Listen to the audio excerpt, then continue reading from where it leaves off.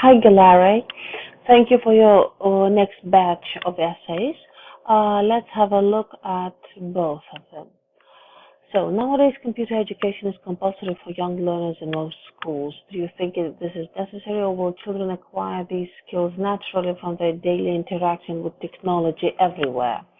Provide your opinion, use specific reasons and examples to support your answer. Okay, good. How many paragraphs do you have? Introduction, body, paragraph 1, 2, conclusion. Nice. So, most schools have included computer courses in their curriculum in recent years. Some feel that this is not an essential practice since children would learn these skills anyway, not anyways. The anyways is the colloquial form that everyone hears in the street. By being engaged in a modern era full of technological interactions these days. We'll learn these skills anyways. These days. However, I opine, okay, that this not plural, set of skills is, because the subject is set, is a vital part of education, and in fact plays a paramount role in children's future job prospects. Full stop. Full stop. This will become a sentence which would be too long. Hence, no. This is not a whole sentence. Hence should be compulsory, of course. No, this is perfect. In the following paragraphs, I will explore the opposition viewpoint, as well as provide justification to my own rationale. Yes, a great vocabulary, great logic, very good leading into the thesis statement sentence. Please take care and see that you use the correct verb form for the subject that you have. This set of skills. This set is singular, this is singular. This set is singular, is singular as the verb form. Okay, just make sure that you remember that. Regarding those who hold that students do not have to be trained in this area, why area? Yes, a semicolon would be in place. One supporting claim given the technology's existence in our daily life. Is the technology's existence in our daily life? What do you mean the technology's existence? The fact that technology exists, just the fact that it's there. And besides, it sounds weird. Or you could use a verb. It will sound better. One supportive claim given, or one supportive claim that is given, is the fact that technology merely exists in our daily life. So adding a bit of verbs, not just relying on the participle here and on the noun. Here, active verbs make the sentence more vivid. It is often said that children are engaged tremendously with technological advancements on a daily basis. I wouldn't use tremendously. Tremendously sounds overly intense, which in turn makes it easy for them to utilize computers. Okay. More specifically, critics point out that it is easier for a young individual to learn these skills by themselves. A young individual, you see, this is singular, to learn these skills by themselves. Who are the themselves? Oh yes, you're using themselves instead of himself, herself. Okay, I stand corrected. Yes. Okay, as opposed to going through, the subject would be the gerund. As opposed to going through the extensive discrete courses at school. Oh, you're using discrete as a synonym to separate or distinct. Okay. These people even go beyond that and affirm that students are better off if they are allocated to resources. Probably that's a typo, right? You need an S here, not a C. The computer subjects are contributed. The subject is resources, are contributed to other areas of science rather. Don't put that rather at the end. Rather contributed to other areas of science, if you insist. Okay, very sophisticated vocabulary, good grammar structure, just pay attention to your subject-verb coordination. Okay, nevertheless, I firmly believe that this opinion is ludicrous. Oh, no.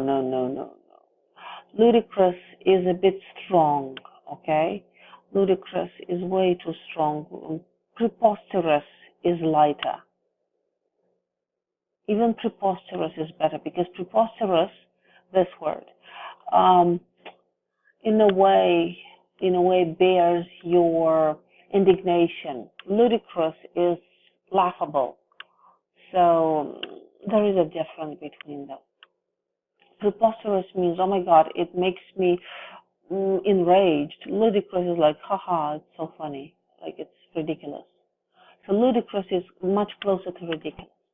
The obvious reason is that day-to-day interaction with computers, generalized, does not offer anything more than learning basic knowledge of the computer or of computer technologies or software, such as Microsoft Word, PowerPoint, and some limited general Windows skills as these are the software that are used widely in day-to-day menial tasks.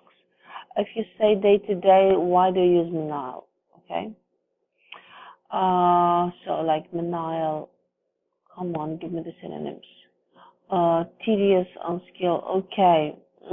Anyway, they tend to be so close that I would suggest using only one. Anyway, your style is a bit wordy. You like using many sophisticated words, which is not bad, but don't use too many of them together.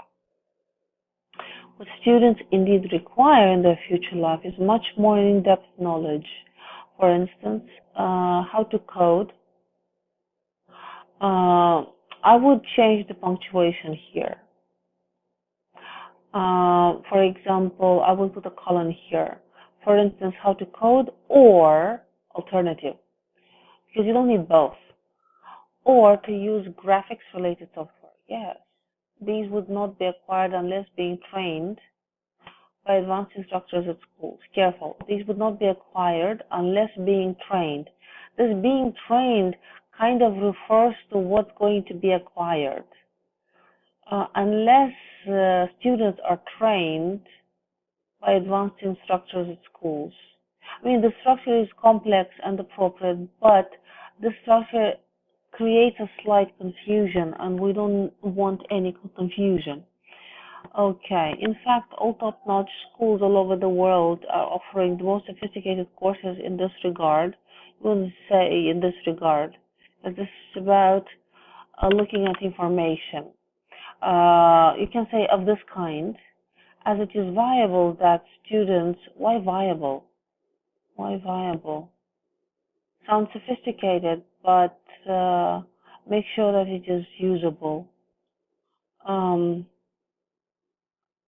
I would say as it is undoubted that students who graduate with these skills on hand are most probable to find high-end jobs, not high-ending, high-end jobs.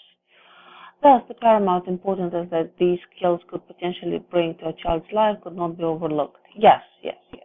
Just fix the minor vocabulary-related slips, and this paragraph will be impressive. You have very, very, very impressive vocabulary and syntax or sentence structure.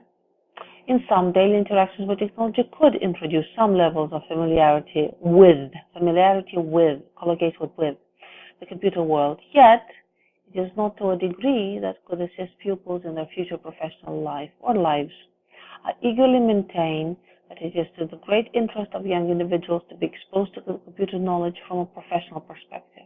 Professional, this is a repeat. You might want to summarize what you said here.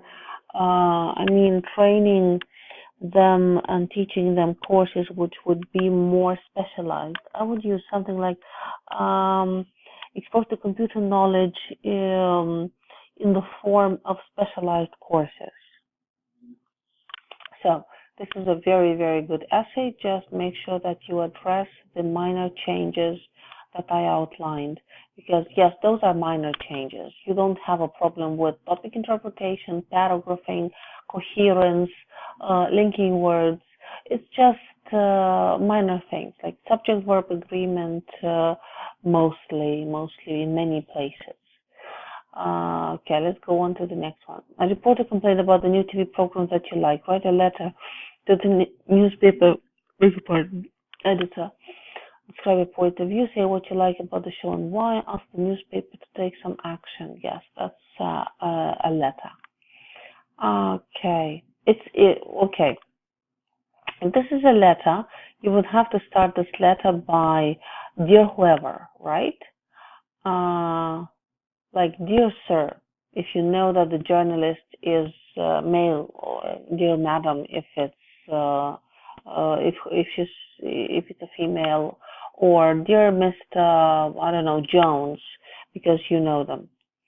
Okay, I'm writing regarding a recent publishment.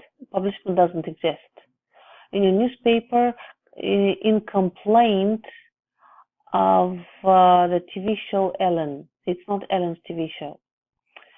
I am one of their serious fans, and I thoroughly enjoy every episode of this show. In fact, every Friday night, me alongside my husband. No, I would say my husband and I. That is easier and more correct. As well as my two adorable children, sit in front of the TV and TV should be capitalized like this in the task. And delightfully listen and learn from every minute of this show. I have a slight feeling that you overuse intensifiers. Delightfully here, adorable there. Kind of way too emotively colored for a letter like this. You're not writing a completely personal letter here. In my mind, this is one of a kind. One of a kind should be hyphenated. One hyphen of hyphen a hyphen kind. Program has a considerable number of novelties to offer to the worldwide. No, it's not worldwide. It's worldwide. Wide as the E, no L. Ellen, the performer, I wouldn't say performer. She doesn't perform. She moderates. She discusses, brings up the world's most controversial issues in such a way that not only does bring laughter to, but not only brings, you cannot use the inversion here because this is not the beginning of the sentence. If you had, not only does it bring laughter to every other home, but it also encourages and persuades people. So make sure that you use inversion only in the beginning of a sentence, for emphasis, I mean. That doesn't only bring laughter to every other home, but also encourages and persuades people to take action singular, not plural, which is a rare practice among TV hosts, TV capitalized.